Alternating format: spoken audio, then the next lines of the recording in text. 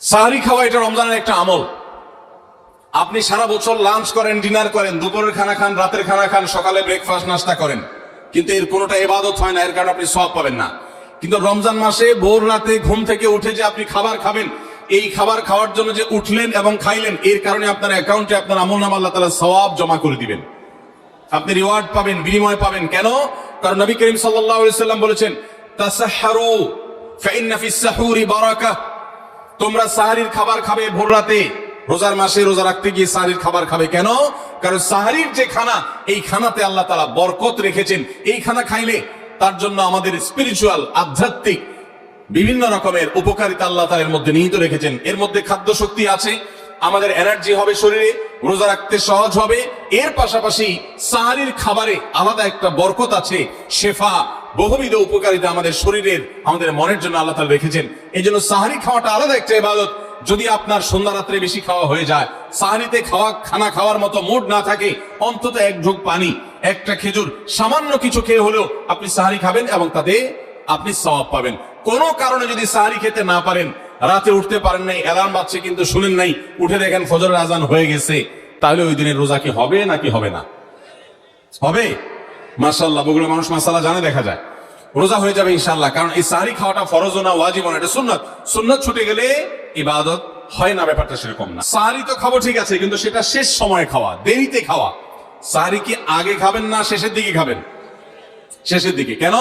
কারণ নবী করিম সাল্লাল্লাহু আলাইহি সাল্লাম বলেছেন, লা ইয়াজালুন নাসু বিখাইরিন মা আজ্জাল ফুতুর ওয়া আখারুস সাহুর। এই উম্মত, মুসলিম জাতি ততদিন পর্যন্ত কল্যাণের উপর প্রতিষ্ঠিত থাকবে, তারা কল্যাণকে স্পর্শ করতে পারবে যতদিন পর্যন্ত তারা সাহরি তাড়াতাড়ি খাবে না দেরিতে খাবে? দেরিতে খাবে। আর ইফতার তাড়াতাড়ি করবে। তাহলে সাহরি দেরিতে খাওয়া হলো সুন্নাত।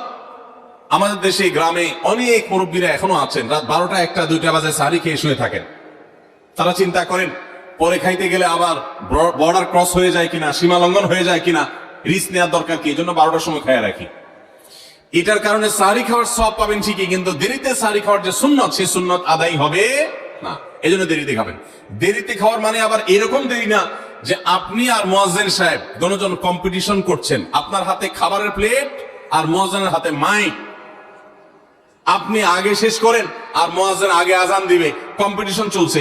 এত দেরি করে একেবারে লাস্ট মিনিট পর্যন্ত খাওয়া সুন্নত নয়। কথা কি বুঝাতে পারছি? কয়েক মিনিটের গ্যাপ রেখে তারপরে খাবার শেষ করবেন। কারণ নবী করিম সাল্লাল্লাহু আলাইহি ওয়াসাল্লাম সাহরি খেয়ে শেষ করে ফজর নামাজ শুরু করতেন, এর মধ্যে 50টা আয়াত পড়ার মতো গ্যাপ রাখতেন, অর্থাৎ প্রায় 10 মিনিটের মতো একটা গ্যাপ থাকতো। এই জন্য আমরা একটা গ্যাপ রেখে তারপর সাহরি শেষ করব। অর্থাৎ ফজরের আজান যদি হয় উদাহরণস্বরূপ 5:25 বা 30, তাহলে আমরা 2-4 মিনিট আগে সাহরি খেয়ে শেষ করবো ইনশাআল্লাহ। তাহলে সাহরি দেরি করে খাওয়া, শেষের দিকে খাওয়াটা সুন্নত। আল্লাহ আমাদেরকে আমল করার তৌফিক দান করুন। রমজান মাসে সাহরির নামে একটা নতুন নাটক শুরু হয়েছে এই দেশে, সেটার নাম হলো সাহরি পার্টি। আপনারা শুনেছেন? বিশেষ করে শহরের ছেলেফেলেরা, ইউ পোলাপান, তারা আজকাল ভোর রাতে বন্ধু বান্ধব সহ রেস্টুরেন্টে গিয়া সাহরি পার্টির আড্ডা বাইর করছে।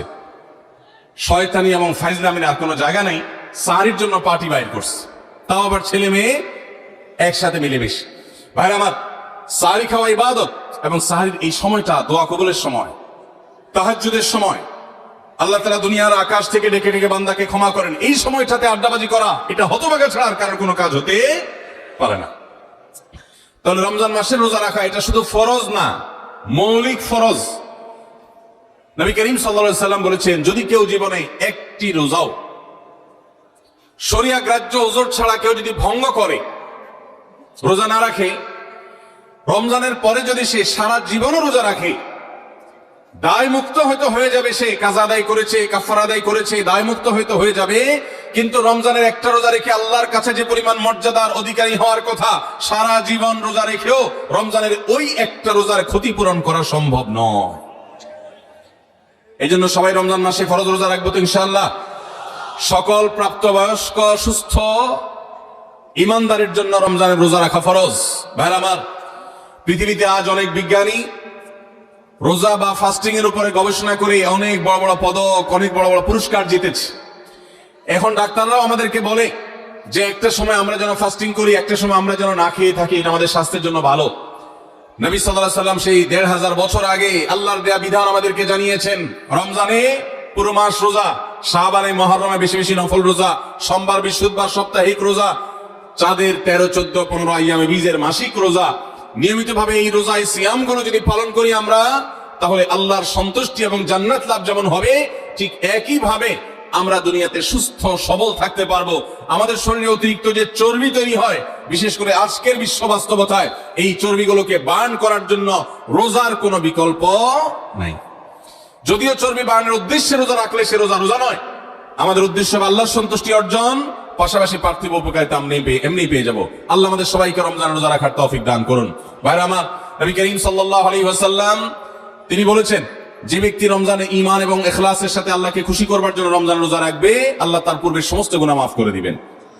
অনেক যুবক আছেন গ্যাস্ট্রিকের অজুহাতে, অনেকে আছেন প্লাস্টিকের অজুহাতে রোজা রাখেন না। কারো গ্যাস্ট্রিক, কারো প্লাস্টিক। সামান্য একটু রোজা রাখতে যে যুবক পারে না, সে নিজেকে মুসলিম দাবি করে কোন মুখে? মাত্র 12-14 ঘন্টা যে না খেয়ে থাকার মতো চ্যালেঞ্জ নিতে পারে না, সে আবার কিসের মুসলমান দাবি করে নিজেকে? এই জন্য ভাইরা সবাই রোজা রাখবো তো ইনশাআল্লাহ। বাসা বাড়িতে বাচ্চাদেরকে কৈশোর বয়স থেকে তাদেরকে রোজা রাখতে শেখাবেন। সাহাবায়ে কেরাম আশুরার রোজা পর্যন্ত বাচ্চাদেরকে রাখাতেন এবং তাদেরকে খেলনা দিয়ে ভোলাতেন, রোজা রাখতে তাদের সাহায্য করতেন। আজ এমন এক প্রজন্ম আমরা গড়ে তুলছি, যে প্রজন্ম শুধু ভোগ শিখেছে, ত্যাগ শিখে নাই। বাচ্চা কাচ্চাদেরকে দেখবেন মা বাপ বড় বড় মোবাইল, স্মার্টফোন তাদের হাতে তুলে দিচ্ছেন। তারা মুখ দিয়ে কোনো কথা বললেই সেটা নেওয়ার জন্য, কেনার জন্য বাপ মা অস্থির ব্যাকুল হয়ে যাচ্ছেন। তাদেরকে সংগ্রাম, ত্যাগ, চ্যালেঞ্জ নেওয়া, এগুলো তাদেরকে শেখাচ্ছেন না। মনে রাখবেন, ভোগ করতে কোনো যোগ্যতার দরকার হয় না, ত্যাগ করতে যোগ্যতার দরকার হয়। ভোগ করতে সবাই পারে, ত্যাগ করতে সবাই পারে না। এই জন্য সন্তানকে ভোগ নয়, ত্যাগ শেখাতে হবে। আল্লাহ আমাদেরকে তৌফিক দান করুন। আপনার বাচ্চা যদি রোজা রাখা শিখে, শখ করে রোজা রাখে, তাকে বাধা দিবেন না, তাকে রোজা রাখতে দিবেন। কারণ সে রোজা রাখার মধ্য দিয়ে গরিব অভাবী মানুষের কষ্ট অনুভব করবে, ফিল করবে। সে রোজা রাখার মধ্য দিয়ে আল্লাহর নৈকট্যের ফিলিংস তার মধ্যে আসবে, ইসলামী সংস্কৃতিকে সে অনুভব করবে, আঁচ করবে। এই জন্য সন্তানকে কৈশোর বয়স থেকেই, কিশোর বয়স থেকেই তাকে রোজা রাখতে সাহায্য করবেন ইনশাআল্লাহ। ঠিক আছে না ভাই? বাচ্চাদের প্রথম হয়তো রোজা অর্ধেক রাখবে, দুপুরে ভেঙে ফেলবে, এরপর না হয় বিকাল পর্যন্ত রাখবে, এরপর না হয় সন্ধ্যা পর্যন্ত রাখবে, কিন্তু অভ্যাস তাকে গড়ে তুলতে হবে। আল্লাহ আমাদেরকে তৌফিক দান করুন। ভাইরা আমার, তাহলে রমজানের প্রধান আমলে রোজা রাখা। এই রোজা ইচ্ছাকৃত শরিয়া গ্রাহ্য ওজর ছাড়া ভাঙা জায়েজ নাই, হারাম। যদি কেউ ভাঙে অথবা না রাখে সে ফাসিক। অতএব এই রোজার চর্চা আমাদের করতে হবে। আল্লাহ আমাদের সবাইকে তৌফিক দান করুন। রাতে কি আদায় করা ভাই? তারাবির নামাজ আদায় করা কি ফরজ না নফল? ফরজ না সুন্নত? সুন্নত, সুন্নতে মুআক্কাদা। নবী করিম সাল্লাল্লাহু আলাইহি সাল্লাম বলেছেন, মান সামা মান কামা রমাদানা ঈমানান ওয়া ইহতিসাবা গুফিরা লাহু মা তাকাদ্দামা মিন যামবি। যে ব্যক্তি রমজান মাসে রাতে দাঁড়িয়ে তারাবির নামাজ পড়বে, তার পূর্বের সমস্ত গুনাহ খাতা মাফ করে দেওয়া হবে। এই জন্য তারাবির নামাজ পড়বো তো ইনশাআল্লাহ। তারাবির নামাজ 4G গতিতে হবে না 5G গতিতে? কি বলেন? 4G না 5G? ভাইরা আমার, সবকিছুতে গতি ভালো না, সবকিছুতে গতি ভালো না। নেটের গতি যত বেশি হয় তত ভালো, কিন্তু নামাজের গতি, ইবাদত, সিজদার গতি, তারাবির গতি যত কম হয়, যত ধীরে ধীরে হয়, যত শান্তশিষ্ট ভাবে হয়, তত আল্লাহর কাছে বেশি মর্যাদাবান হয়। অতএব মহল্লার হাফেজ সাহেবদেরকে তাড়াতাড়ি নামাজ শেষ করার জন্য দৌড়ের উপর রাখবেন। ক্রিকেট খেলা আছে হুজুর আজকে, একটু খেয়াল রাখেন, বলবেন। ভাইরা আমার, আমরা তারাবির নামাজের কথা যখন স্মৃতিতে, কল্পনায় আমরা ভাবি, তখন আমাদের স্মৃতিতে তুফান নীল মার্কা একটা নামাজ ভেসে ওঠে। ঠিক না ঠিক? 5 ওয়াক্ত নামাজ এত তাড়াহুড়া করা হয় না তারাবি যত। অথচ তারাবি এটা তারবিহাত এর বহু বচন আরবি শব্দ, যার অর্থ হলো আরামের সাথে, ধীরস্থিরতার সাথে, রেস্ট করে করে যে নামাজ আদায় করা হয় তার নাম তারাবি। নাম হলো আরামের সাথে করা, আর আমরা করি ব্যারামের সাথে তাড়াহুড়ো করি। এই জন্য এলাকা এলাকা তারাবি ধীরে ধীরে পড়ার জন্য উদ্যোগ নেবেন তো ইনশাআল্লাহ। ইমাম সাহেবদেরকে, হাফেজ সাহেবদেরকে উদ্বুদ্ধ করবেন, ভাই হুলস্থুল করবেন না, কি পড়েন কিচ্ছু বুঝি না, এমন টান দেন শেষে যায় শুধু আলামুন তালামুন, আর এটা শুনে মনে করেন যে এখন স্টপ হয়েছে, এখন রুকুতে যাইতে হবে। এই নামাজ কি নামাজ? এটা তামাশা।